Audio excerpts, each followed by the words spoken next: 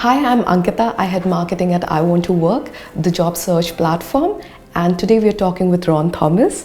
Ron is the managing director of Strategy Focused Group. He is also one of the top HR thinkers in the region and a lot of achievement behind him. He talks as keynote speaker in a number of conferences and conventions. He also writes on the HR topics for multiple, international HR publications. So first of all, thank you so much for being with us, Ron.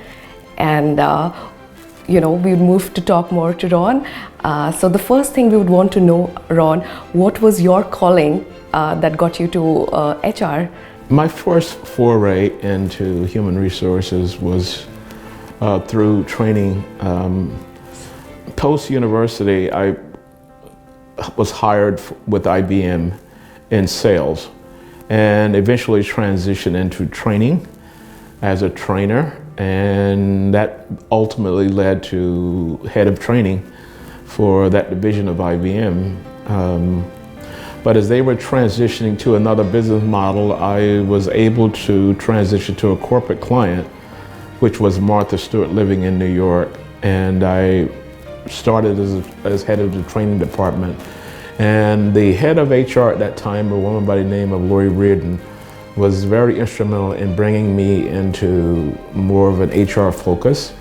So that was kind of the way that I transitioned into human resources and kind of did a little of all of it, the functions of human resources, with the exception of Comp and Ben. And as a result, I'd say 9 to 10 years later, by the time I left there, I was vice president of human resources. So it was an interesting journey. I learned a lot, but I took advantage of every opportunity. You started your career in IBM. How did you end up in Middle East? Would you like to talk about that journey that brought you here? Yeah, that's an interesting story. When I left Martha Stewart, I went to work for Xerox, headed up one of their consulting practices, Talent and HR Solutions. And I came to work one day and there was an email from a search firm based in Saudi Arabia inquiring as to whether I would be interested in moving to Saudi Arabia as their Chief Human Resources and Administrative Officer. And sounded very interesting. I had never worked as an expat, although I did an assignment post leaving Martha Stewart as a project in China. So I pursued it and eventually I was hired, and within 8 weeks I was on a flight leaving New York, moving into Saudi Arabia in this new role as Chief Human Resource and Administrative Officer. And I stayed there for, I'm going to say, a little over a year, and another opportunity came up, and that opportunity was to move to Dubai as CEO for a Great Place to Work. And I transitioned into that role.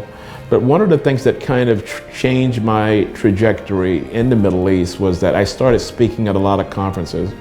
And that was out of boredom, really, because in a lot of cases it was an opportunity to get out of the region and meet human resource professionals in Europe as well as in the Middle East.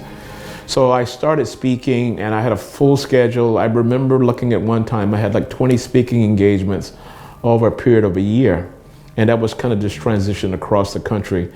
And I wanted to kind of take that opportunity at that time when it was hot to transition into opening my own firm.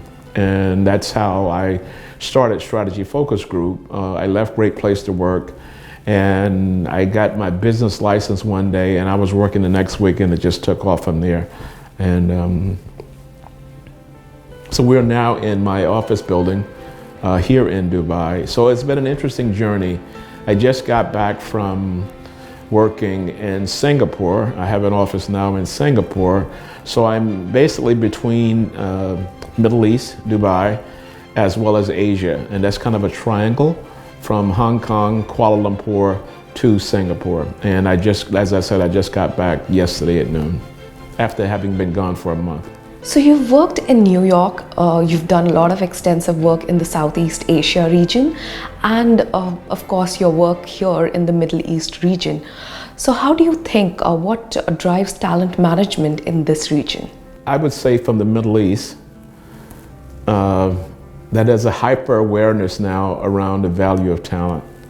There's a hyper awareness around the value of developing new leaders, as well as Asia market. The demographics of the human resource profession in Asia skews a lot younger than other regions, but there's just such a vast array of talent of people looking to upskill, because the entire profession is is really going through a transition from a more of an administrative, process-driven focus to more of a strategic approach. You know, what I tend to say is providing people solutions within the organization. So it's very, very interesting when you look at this transition across geographical regions, and it gives you a different insights into how the future of the profession will look, versus I would say USA, which is much more of an older model, but very progressive in the strategic approach. But you have the profession tends to skew a little older because it's been more entrenched as opposed to the other regions, which are more in an emerging economy kind of dynamic. So I mentioned more of a process-driven approach. Talent acquisition was basically filling orders. Whereas now that's transitioning to a more strategic approach. If you think of the Korn Ferries of the world, the executive search firm, their model is based on advisory, and they are advising clients as to what this particular role would incur, the type skills and capabilities that person would that person would need to fill a particular position. So their role is more of an advisory approach. From talent acquisition, it's no more just taking an order from someone and filling that order, but building that relationship, trying to provide strategic talent, understanding skills, capability, a future state of that role, and to be seen with that internal client as a source that's going to provide them insights as to what's happening in that particular job family, what they should be aware of, how can they find that talent, and finding talent that would want to work for their organization. So the role of, I always said that the talent acquisition is the gatekeepers of the organization. They're the gatekeepers of talent, and it's one of the most important roles within human resources. And there's a vast approach to looking at this role as a strategic advisor to clients within the organization. What does it mean for job seekers when HR function itself is transitioning and moving to a more strategic side of things? I think that both are going to have to meet from that strategic approach. I think people will list, I saw someone that listed something the other night. I just finished university. I have an MBA degree. I've been trying to find jobs. So I have my college education, and it was only focused on the skill set of the college degree. And my advice to a person like that, focus on providing solutions. The degree is fine, having the degree, but what have you done? What have you accomplished? Are you using strong words in your CV? Are you using strong words in your approach to talent? And strong words is developed, created. And don't use words that are tied to a more of an administrative function, because an organization can hire anyone to monitor and administrate and all those kinds of words, but they're looking for someone that could face a problem and provide a solution. Organizations today are looking for solution providers. College degrees, advanced degrees are great to have as a background, but you're going to have to convince or have that influencing conversation around what kind of solutions can you provide to this particular client, and not just someone just going to come in and administer what's already there. I Want to Work being a job platform, we meet job seekers on a daily basis, job seekers who are here already, job seekers who are aspiring to come to Dubai. What do you think attracts them to this region to come and work here? Well, yeah, I'm going to give you something that really annoys me, is that someone will connect with me on LinkedIn, and within 5 seconds, the reply back is, I need a job, please help me, give me a job. No one does that. No one does that because you're in need. I'm in need, if I'm an organization, for certain skills. If you're looking for an opportunity, research the company, research the people in the company, get some insights as to what's happening in that particular company, get some insights get some insights as to the challenges of the industry they're in, the challenges of that organization. Then you approach someone based on that and let your influencing skills be anchored in a solution or an awareness of the industry as well as the department. It has nothing, absolutely nothing to do with somebody just giving you a job. Or you're asking someone, please review my CV or please review my profile and get me a job. I will take any job. It's just a wrong approach. And you have to approach it from a strategic vantage point. No company just issues a monthly check, a transfer for just because you need something. You have to focus on solving something within that organization or showing awareness of what's happening and be able to tell a story around that. Because the CV is just kind of a technical side of it, but what kind of story can you tell about you as a brand and what you've done in your past that you could transfer to this organization? That's what companies are looking for. And before we sign off, we'd like to know what are the plans for 2020. We're already in December, and yes, we would like to know about your plans. You and I spoke earlier. I just got back from a 1-month business trip, and I have downtime until January 7th.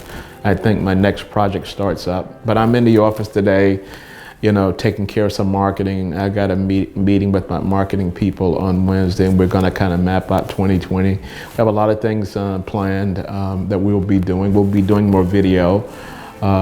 We will be speaking more to conferences, you know, throughout the world. The way I look at conferences is that if a conference is available and I have downtime, I will always do it.